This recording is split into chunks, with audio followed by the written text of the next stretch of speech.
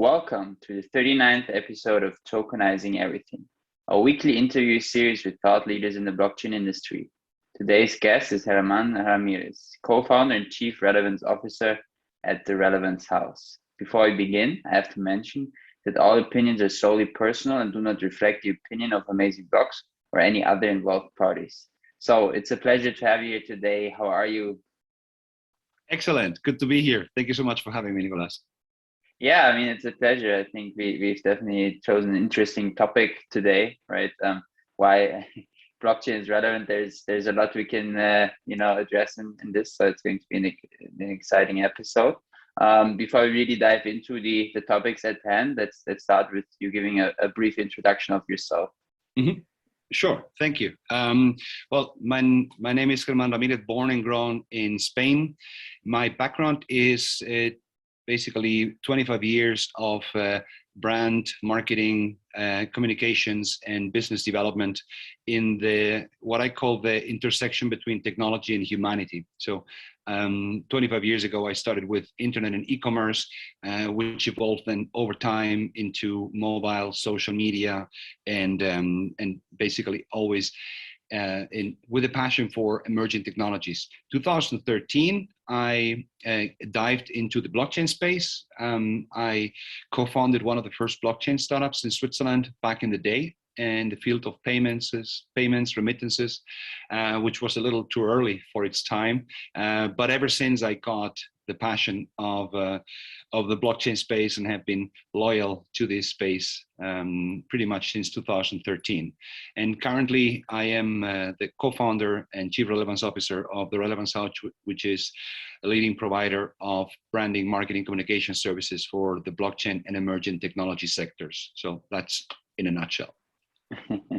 Yeah, very exciting. I think you have a very, diverse bio when looking at your LinkedIn, right? So you've been in the digitization space in 1996. So from your perspective, with your vast experience, and especially also from the marketing perspective, how do you envision kind of the accelerating, evolution of technology to affect generally the marketing business, like apart obviously from blockchain and crypto in general, but like how do you envision it in the future? I mean, there's already talks about, doing marketing campaigns in the future for AI, for instance, and there's a lot of interesting aspects to come here. So what is your take on this? It's a really fascinating topic and question. What is interesting is that the way human beings take decisions hasn't evolved that much. So we have a series of needs. We have a series of expectations in general that we, as individuals as well as a collective, emotionally as well as rationally, and those have not evolved that much. The Maslow pyramid, regardless of digitalization, still covers the primary needs of a human being. What you define as auto-realization might change, but the fact that it is, built up in a series of needs hasn't. So it's quite interesting to try to dissect the difference between how a technology can bring value to a business, an industry, a process, and at the same time, how to translate the challenge of that novelty, lack of trust eventually, or discomfort, need for security, confirmation, and all the other different aspects into the marketing and the messaging. And oftentimes, our experience shows that we put far too much emphasis in the technology and what it can do or how it works, and not enough emphasis in what is in it for the user or for the target group, or why should the world care. And that's a fascinating tension that happens all the time whenever you're trying to introduce new technologies to the market and market them, basically.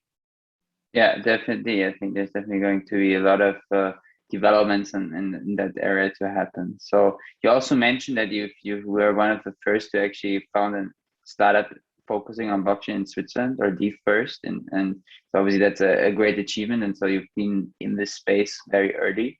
People always describe that there's like kind of a certain moment that they describe as a wow moment in that sense, which really made them interested in this technology and I mean really go all in on the crypto space. So was there this type of moment for you? How did you really get in touch with blockchain, and how was your kind of adoption curve within your own kind of business ecosystem?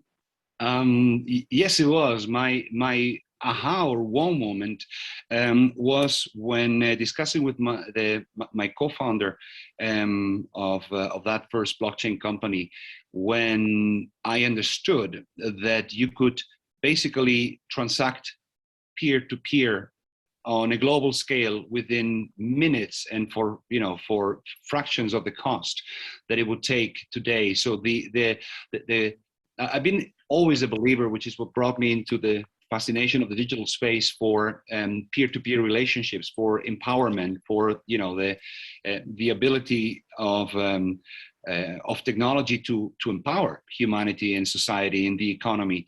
And that level of empowerment on transactional level, that you're able basically to cut out the middleman, and I could send you money from one place to the other in the world within minutes without using a bank or anything. And when I saw that happening, I was absolutely blown away. And to me, it was quite clear that I didn't know how exactly and when exactly, but it was no question that that technology was going to change the world. So that was my wow moment.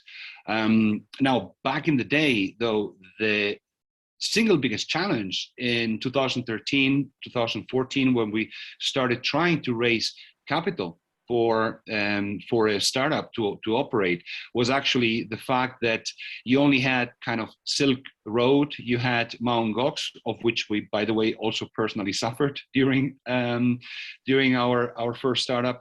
So the whole space of blockchain was kind of tainted with criminals and ransomware and and all of those things. Nobody wanted to touch it with a stick, and it was quite difficult to get people to believe that it was going to one day become a transformational technology. So that's, nobody wanted to invest in it. And later on, with the appearance of ICOs and with all the good and bad things that happened around it, we started seeing a much more involved and capable community that started to take things in their own hands and make things possible back in the day. Now, of course, you're also seeing institutional investors, you're seeing venture capital flooding the space. But the beginnings were really challenging because nobody really wanted to believe in it. Yeah, definitely. I can definitely imagine in that perspective. And throughout this process, when we look at, how was the marketing approach, or generally the go-to-market approach of blockchain startups back in the day in 2013 versus how it is now? Would you say that there's kind of like an evolution curve, or is it quite similar, or what is your take on that? Actually, the dynamics haven't changed necessarily that much. Which is, it is about creating a community, creating an audience, and making clear to the world that what it is you have to offer or you're building is relevant and will eventually have a use in the future. What you're starting to see, of course, right now is a significantly higher level of professionalism coming into the space. So back in the day, a vision and what I used to call two guys in a white paper might have been enough to get the community rallied behind you. Right now, due to the level of competition, professionalization, also regulatory scrutiny that is coming into place, the dynamics themselves are not changing necessarily, but the bar is lifting every single time. So the level of how advanced a project needs to be, or what the team is behind a project, or the level of scrutiny overall and behind the technology and the use case, that is increasing rapidly. Thank God, but the dynamics themselves haven't changed that much. Yeah, definitely. I mean, it's the same principle, right? It's just a different stage in the adoption curve at the end of the day. It's kind of moving from a kind of a regional soccer league that you play on weekends or whatever, moving into professional soccer leagues, like, or all the way to Champions League. So it's still 90 minutes, 11 players on each side, and the dynamics are relatively similar. However, everything that's around it and the expectations, the level, that is what is increasing and professionalizing rapidly. Definitely. I mean, it's going to be exciting to see how this evolves in the future. And before we dive a bit more into what Relevance House really is, what I also found interesting is I mean, you have you're a TEDx speaker, right? So first of all, props to you for this achievement. And I also watched your speech, and you have that saying within your speech where you say, "In code we trust," and I found this quite interesting, right? The statement. I mean, I also believe, just from my perspective, that trusting in code can most of the times be more reliable than trusting humans or regulators. But yeah, maybe from your perspective, can you elaborate a bit on this statement by yourself? Sure.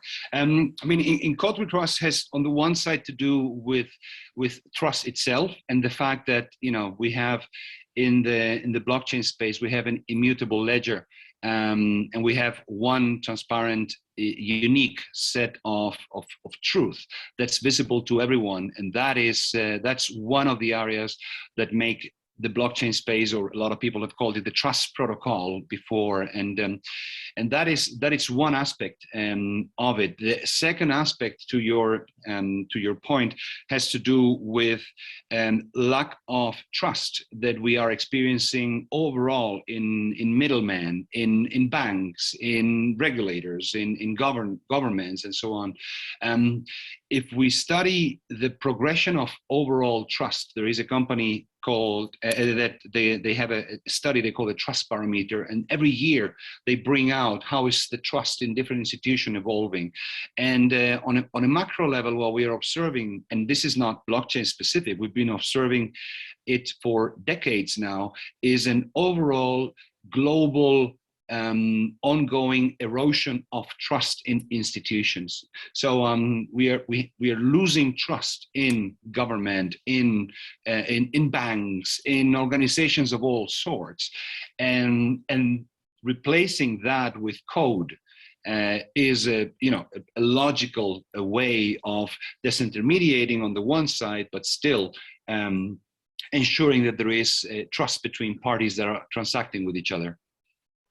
Yeah, definitely. I mean, I think that most people should potentially follow, at least to a certain extent, this type of code of conduct in that sense, right? And it's definitely going to become more relevant in that sense in the upcoming years. So speaking of relevant, like this word relevance is quite popular in your ecosystem within the Relevance House. So let's dive a bit into this.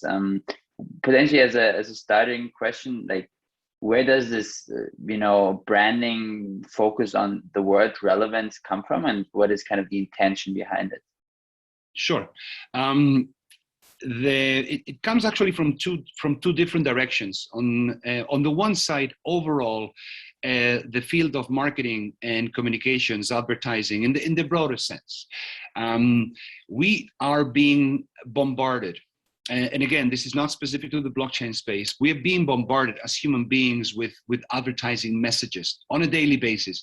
We're exposed daily to thousands of different messages from all sorts of sites, and we've invented things like premium subscriptions so that we can avoid seeing ads, or we have invented ad blockers, we have invented skip ad on YouTube, and all of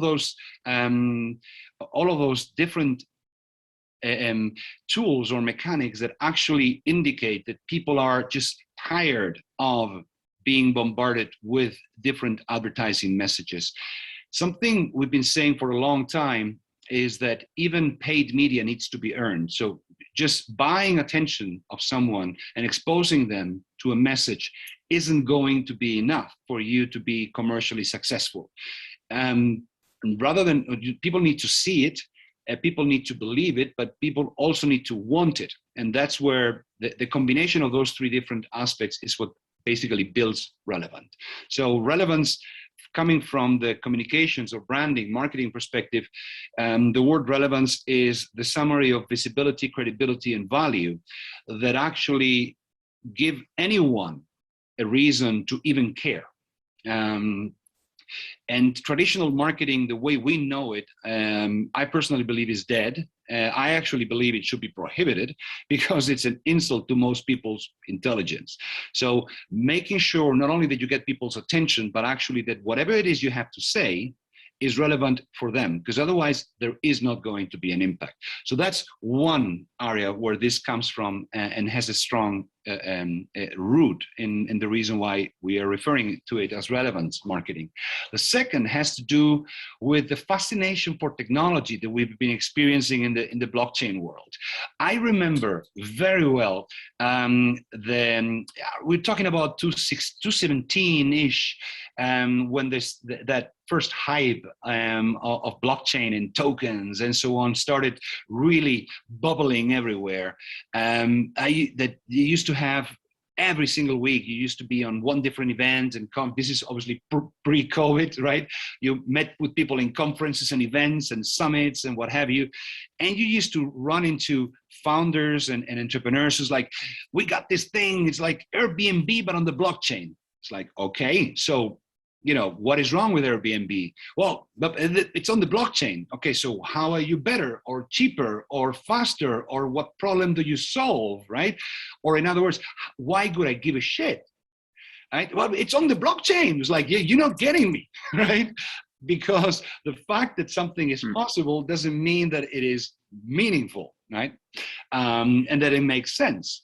So the relevance of a concept comes when there is actually a reason to utilize a technology that wouldn't be otherwise possible. So if you have something you can do with this technology that someone has a benefit from that you couldn't be able to do without this technology, then you have a relevant case. And I believe profoundly that technology is not going to change the world. What we do with technology will change the world. And that little aspect, that little difference is actually relevant. So you have a new project called Airbnb on the blockchain, I don't care, right? If you have a way to save money, save time, make it more trustworthy, make it, I don't know, something that a technology enables, then it's excellent. But don't talk to me about your code unless I care for the solution you're providing. That's what relevance needs to be in the center. Yeah, I mean, it's a very good overview, I think, right? I also remember these 27-ish times where everyone had the next Amazon, right?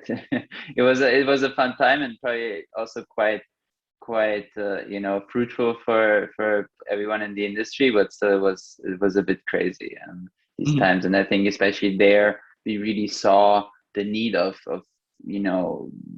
marketing that is focused on education rather than just, so to say, shilling a project in that sense, right? To really build a sustainable business case. Yeah. So mainly, I mean, I'm pretty sure you deal with, let's say, more or less companies in that sense when you have clients from Relevance House perspective, but also another kind of trend lately is again the DAO topic, right? I mean, we all know about the DAO back in 2016, but it's becoming more of a thing again. And I was just curious, do you also get requests from DAOs themselves, right, in regards to supporting them for marketing? And generally, how do you envision, a DAO to kind of conduct marketing operations in the future? It's a fascinating question. I personally think that there is beauty in DAOs beyond basically beyond the existence of blockchain, because it's kind of, in my personal view, the way the economy will be evolving, where people are no longer consumers or investors or employees or providers or whatever of a company, but actually participants of an ecosystem.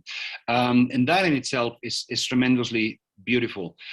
We have worked with companies that are organized like DAOs. Nevertheless, usually, before a company is ready to be actually deployed in a DAO and working as an ecosystem, it does need to set its fundamentals and build a little bit of a basis that's usually more of a kind of a, if you wish, military approach. So you go and you try to conquer a new field, and you need to build something quick, and it needs to be everything needs to be decided very quickly and moved ahead very quickly, and that's oftentimes early in projects where we get involved, and therefore it's more of a traditional startup, needing to develop their brand and needing to develop their go-to-market or funding strategy or identity and so on, messaging, social media. As of a certain point in time, when it starts continuing to grow, then you can swap that, or you can meld that into a DAO dynamic, which we have experienced too, but we've not been yet hired by a DAO as such, because the dynamics usually would be of letting the community pick up pieces of work and running with them, and that's not necessarily the ideal fit or the mindset for a team as we are, that comes in and fixes, takes care of everything, and then lifts you to the next level. Yeah, definitely. I think you mentioned it perfectly well. Like, mostly also within a DAO, it will probably be also expected that it's not so much of hiring someone, it's more of like coming from within the entire ecosystem. So yeah, probably a relevance house then must have like its own kind of ecosystem within the respective DAO, so that it can support them, right? But yeah, we'll see how this plays out. At this point, I would just before we dive more into the topic of tokenization within the marketing sector, I would just like to quickly ask you this week's Be in Crypto special question, which is the question that the community always raises for my guests. And this week's question was, what is your take on the current marketing tactics that are applied within the NFT space, right? You also mentioned already the 2017 times. Would you see that, or would you say that there's kind of a comparison between, what is being applied, a lot of the shilling tactics, or would you kind of differentiate between just generally the principle of the ICO hype or craze back in 2017 and the NFT hype? What is your take on this? It's an exciting question. I do think there is a lot of hype around it. There is I think there is no doubt about there is substance behind like we had it back in the day. There is substance potentially behind utility tokens, or conducting a token sale, as there is behind NFTs. But not everything that carries the word token was worth something back in 2017, and the same for anything that is related to DeFi last summer or NFT as we're experiencing this year. I think the key difference, though, is that a good number of the players that are in the market and that are influential have already gone through a series of learnings of being involved in this space or in this field, and therefore it's a little bit less easy to fool people. But let's not beat around the bushes. Greed, as part of human nature, is something that will always be a massive motivator for people believing in projects and or people wanting to conduct projects. The good thing, though, is that there is a significantly higher level of scrutiny in general happening, and therefore the amount of, say, bad sheeps or overhyped projects or initiatives will continue going down and down. But after NFTs, I don't know exactly what it's going to be. Maybe security tokens, maybe something, but that there will be another hype eventually after this one cools off, and then it will become part of the ecosystem as we know it. Yeah, definitely. I think I fully agree with you, right? There's so many different and very exciting use cases and applications for NFTs, but obviously, that you can never fully kind of say that everything makes sense. I mean, when you see some animals being sold for hundreds of thousands of dollars, it's sometimes a bit crazy. But Jenny, I also think that leveraging NFTs for other matters such as identity and or IP is really where the focus in the next years from just that direction will come from. You also mentioned that what is the next hype, right, within the industry, and what I'm currently seeing is what is kind of evolving as a hype is the topic of obviously on the one hand DAOs, oracles are always a topic, but also the metaverse, right? And it's been emerging more and more over the past month as a topic. Obviously, NFTs play a crucial role within it. And in regards to the metaverse in general, obviously, also within the metaverse, there can be marketing activities done, right?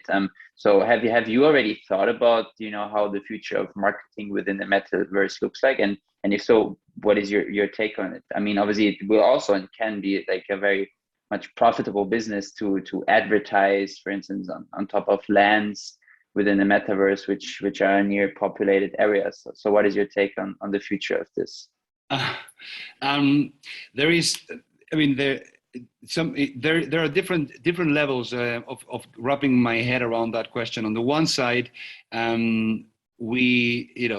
creating kind of a parallel universe is probably pretty much the nature that we have as human beings. Earlier this year, we've had all the billionaires in the world trying to conquer space, and now we're building parallel universes. I think it's going to take quite a while until we are able to experience or basically reflect our experiences and level of sensitivity. And no, it's not sensitivity, it's sensory. Sorry, the sensory experience to the level that it's that it's relevant.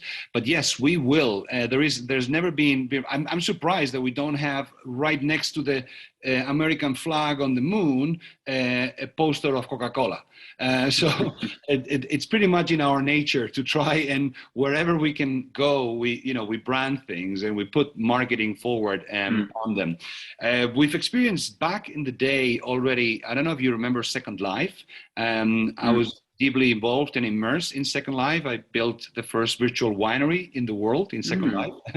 And already there you had all this, this is going to be the next big marketing thing, and people are going to get their, virtual marketing for their virtual worlds. And I don't think at the end it's going to be an entirely different space, but I can't, I can't see us not finding ways to market around different, everything that we create. Basically, wherever we go, we end up putting a flag or a logo on top of it. So that's going to happen too. It's going to look quite similar to what we know. This is why when we build robots, we try to make the first robots. We try to make them look like human beings. They have two arms and two legs, and who in the world tells you that having three legs would not be a better solution, right? But we try to build robots with two legs, and we have a tendency to replicate what we know. So wherever we go, we end up pretty much replicating the same thing again and again. And I believe that's going to happen with marketing and marketing tactics too. Yeah, and then I do believe so too, right? Before everyone is just with their VR goggles within the metaverse, it will definitely take a couple more years to really adopt. I mean, most of the projects are still in their early stages, but yeah, I mean, it's definitely an interesting topic to follow, and also to see how it evolves in the future, because it has also this close connection, right, to the crypto, and especially also the DeFi space with new trends emerging, such as the convergence of DeFi and the metaverse, which is called MetaFi, and these type of aspects. And another, and maybe final topic to quickly touch on is obviously the tokenization of humans, in that sense, right? From a marketing perspective, I'm sure you probably know what I'm talking about in regards to social tokens. It's a good way to kind of self-promote yourself, to potentially raise capital, and these type of aspects. So what is your take on this entire development, and where do you see the future laying here in regards to self-promotion and self-marketing in that sense? within leveraging crypto? Yeah. I think that what we will be experiencing in that context will be, yes, you're going to have at the beginning people who will be focusing on self-marketing themselves or tokenizing themselves and so on. I believe that what we are experiencing or about to experience is a catalyzer for a much more important level of change, which is the actual self-awareness of me as a human being, owning my identity, my data, and everything else, and basically becoming an active participant in the world. And let me use an example for that, because it's quite a complex thought. And we started seeing it with LinkedIn, for example. At the beginning on LinkedIn, you had everybody who was looking for a job, and they had kind of their online CV. But you also had some major influencers. At the beginning, LinkedIn had 300 people they identified around the world, Bill Gates and Richard Branson. And these were like the superheroes. They were the ones who would be doing these things. We've experienced that also with people writing articles, and people creating video blogs, people running podcasts. And it does come to a certain point in which every single person becomes aware of their own abilities, even if I am not Richard Branson, or I am not a famous person, or an influencer, or something along the lines of that, that I have the right to control my identity, to control my conversation, to control my data, and then basically become a nano influencer, or simply just what I used to call back there homo economicus, just an active, engaged participant in the conversation, in the economy, and not necessarily because I am tokenized, but because through this technology I become aware and capable of controlling my own information, my data, who accesses me, what goes out, and all of those aspects there. And that's I think a much more important trend that we're going to be experiencing along the lines of DAOs that you mentioned earlier, where people are no longer necessarily a consumer only, or an investor only, or an employee, but all the different identities are melting on the one side. So yes, we are going to have our attention tokens, our data tokens, our identity, and yeah, that's, I believe, how we will become all engaged participants in this global economy and society over time. Yeah, amazing. I also like that you mentioned the topic of data tokens, which to me at least is a very, I think pressing topic that we need to accelerate, because it's going to have such a huge impact in regards to how we leverage the entire data economy. But yeah, I mean, that's another rabbit hole for itself to dive in. Yeah. Yep. So last but not least, my standard question, so to say, for my guests is, where do you see blockchain in 10 years from now? And potentially, just for you to add, what do you think from today's hypes will still be relevant in 10 years? 10